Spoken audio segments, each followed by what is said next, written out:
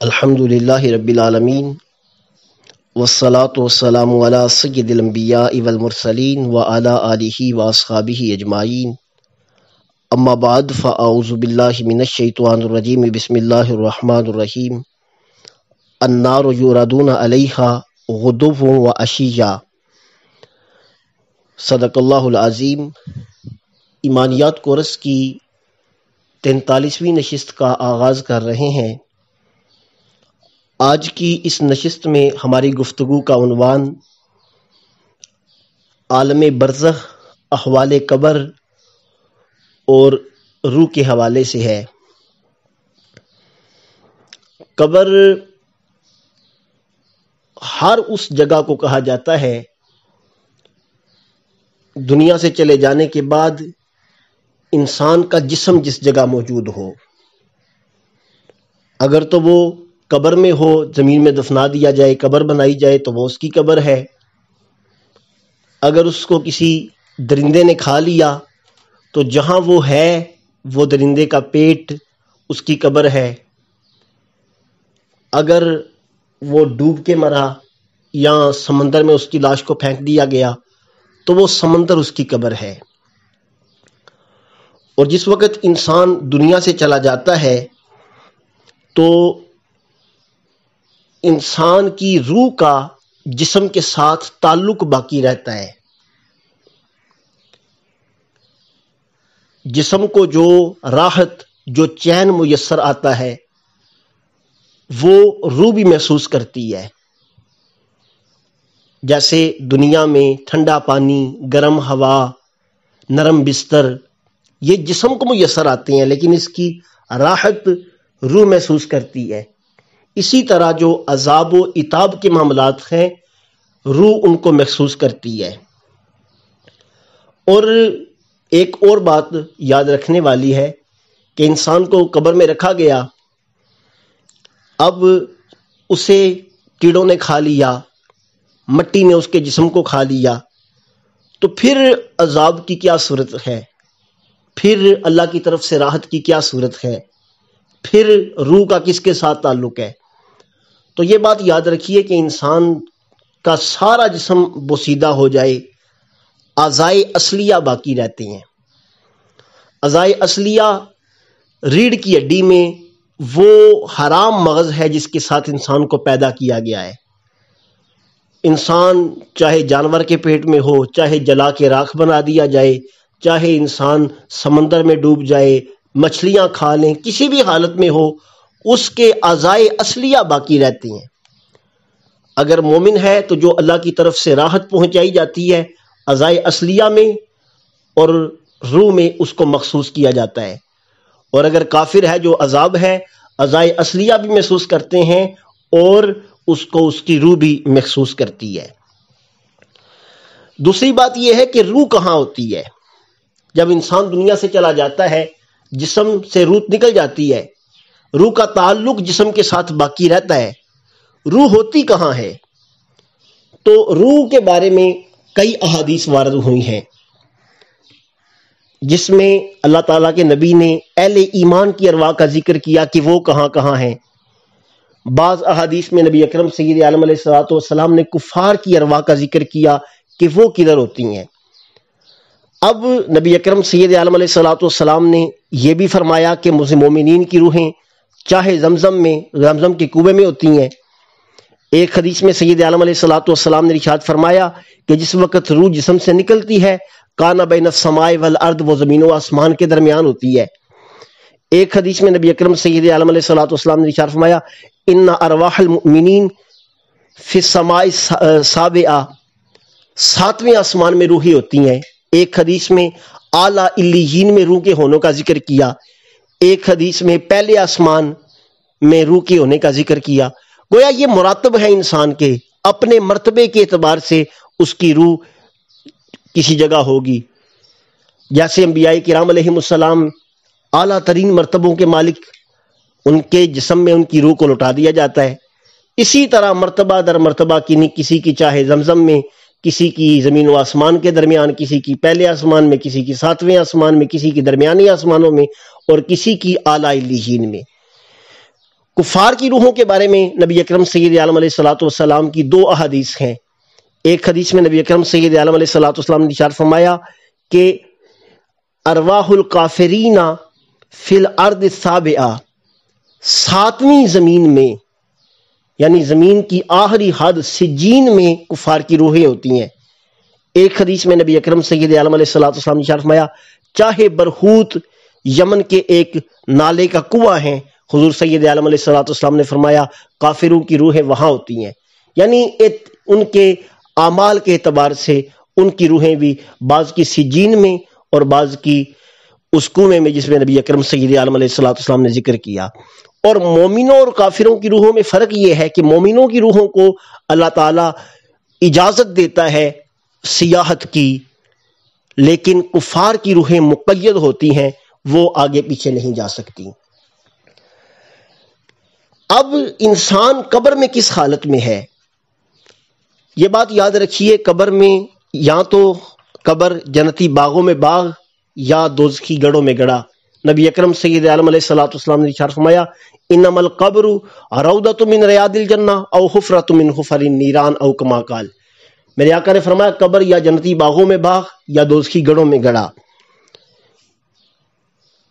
عذاب قبر حق ہے، قبر میں مومنین کو راحت پہنچتی ہے، کافروں کو اللہ کی طرف سے عذاب پہنچتا ہے۔ قرآن مجید میں اللہ تعالیٰ نے ارشاد فرمایا النار یعرضون علیہا غدوا وعشیا، صبح و شام فرعونیوں پر آگ پیش کی جاتی ہے۔ وَيَوْمَ تَقُومُ السَّاعَةُ ادْخُلُوا آلَ فِرْعَوْنَ أَشَدَّ الْعَذَابِ، اور جس وقت قیامت کا دن ہوگا ہم حکم دے دیں گے فرعونیوں کو سخت دردناک عذاب میں داخل کر دو۔ آج کل روز انہیں عذاب دیا جا رہا ہے،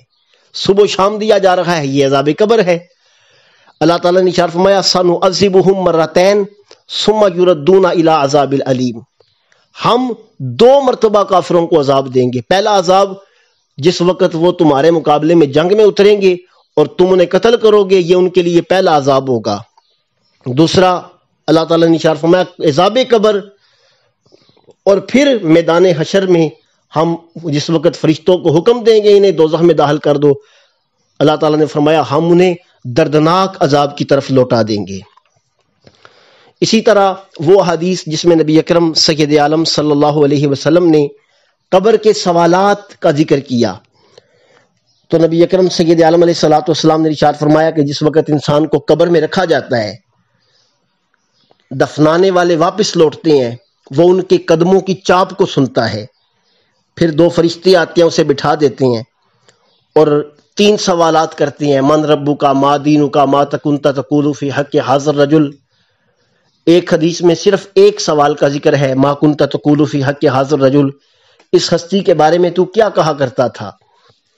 اب جس وقت وہ انسان ان سوالات کے صحیح جواب دیتا ہے تو فرشتے اس کے لیے جنت کی طرف سے کھڑکی کھول دیتے ہیں اور راحت و چین اسے میسر آتا ہے۔ اگر کفار غلط جواب دیتے ہیں تو پھر دوزخ کی طرف سے کھڑکی کھول دی جاتی ہے، آگ کا بچھونا بچھایا جاتا ہے، فرشتے اس کو عذاب دیتے ہیں۔ اس کا ذکر نبی اکرم سید عالم علیہ الصلوۃ والسلام نے احادیث میں کیا۔ اسی طرح بخاری شریف کی وہ مشہور حدیث پاک جس میں نبی اکرم سید عالم علیہ الصلوۃ والسلام کے 2 قبروں کے پاس سے گزرنے کا ذکر تھا، حضور سید عالم علیہ الصلوۃ والسلام کی سواری بد کی، نبی اکرم سید عالم علیہ الصلوۃ والسلام نے ارشاد فرمایا کہ یہاں 2 بندوں کو عذاب ہو رہا ہے، اور بہت بڑی وجہ سے عذاب نہیں ہو رہا بلکہ 2 ایسے گناہوں کی وجہ سے ہو رہا ہے جنہیں معمولی سمجھا جاتا ہے۔ ایک میرے آقا نے ارشاد فرمایا ایک شخص چولی کھایا کرتا تھا، اور دوسرا نبی اکرم سید عالم علیہ الصلوۃ والسلام نے ارشاد فرمایا پیشاب کی چھینٹوں سے نہیں بچتا تھا۔ تو ایک تو یہ ہے کہ انسان کی قبر یا جنتی باغوں میں باغ ہے یا دوزخی گڑھوں میں گڑھا ہے، اور دوسری بات یہ ہے کہ جس وقت انسان دنیا سے چلا جاتا ہے تو اس کا تعلق اپنے لواحقین سے بالکل ختم نہیں ہو جاتا،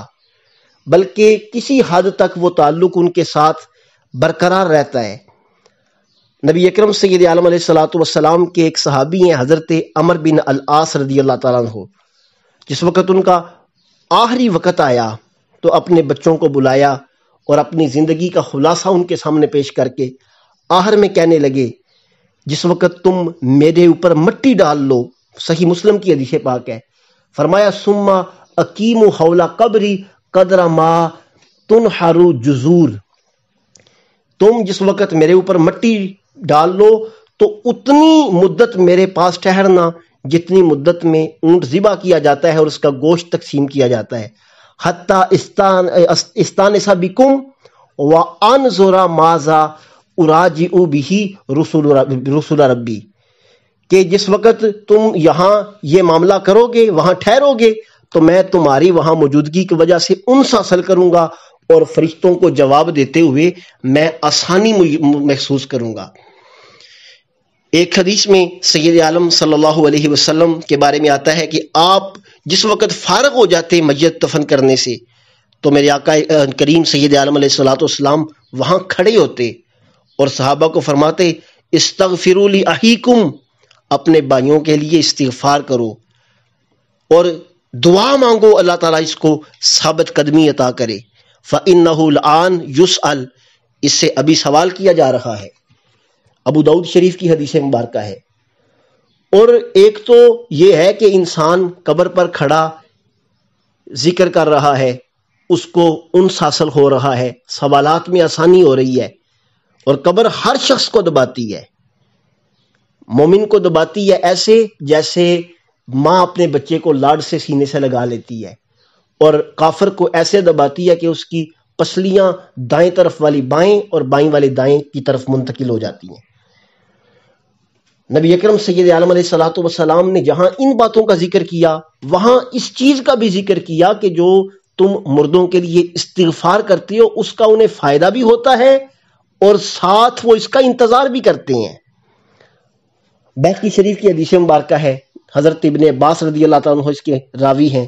میرے آقا نے ارشاد فرمایا، فالمیت فی قبرہ کل غریق المتغوث، کہ قبر کے اندر میت جو ہے وہ ایسے انسان کی طرح ہے جو ڈوب رہا ہے اور فریاد کر رہا ہے، اور وہ انتظار کرتا ہے اس کے باپ کی طرف سے، ماں کی طرف سے، اولاد کی طرف سے، دوست کی طرف سے، کسی رشتہ دار عزیز کی طرف سے اس کو دعائے استغفار ملے۔ اور میرے آقا نے ارشاد فرمایا جس وقت وہ دعا اسے پہنچتی ہے تو اس کے نزدیک اس کی وقت دنیا و ما فیہا سے زیادہ ہوتی ہے۔ اور نبی اکرم سید عالم علیہ الصلوۃ والسلام نے ارشاد فرمایا کہ اللہ تعالیٰ اہل زمین کی دعاؤں کی برکت سے اہل قبور پر رحمتوں کے پہاڑ نازل فرماتا ہے۔ اسی طرح مشہور حدیث مبارکہ نبی اکرم سید عالم علیہ الصلوۃ والسلام نے ارشاد فرمایا جس وقت انسان دنیا سے چلا جاتا ہے اس کے اعمال منقطع ہو جاتی ہیں،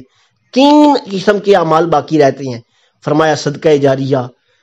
دوسرا فرمایا وہ علم چھوڑ کے گیا تھا جس سے لوگوں نے نفع حاصل کیا، تیسرا فرمایا والد صالح یدعو لہ، اس کی نیک اولاد تھی جو اس کے پیچھے دعا مانگتی تھی۔ اسی طرح قبر میں جس وقت انسان چلا جاتا ہے، اگر کوئی انسان اس کی قبر پہ جاتا ہے، جا کے سلام کرتا ہے، تو صاحب قبر اس کو اس کے سلام کا جواب دیتا ہے، اور صرف جواب نہیں دیتا بلکہ اگر وہ اس کو دنیا میں پہچانتا تھا تو وہ اس کو پہچانتا بھی ہے۔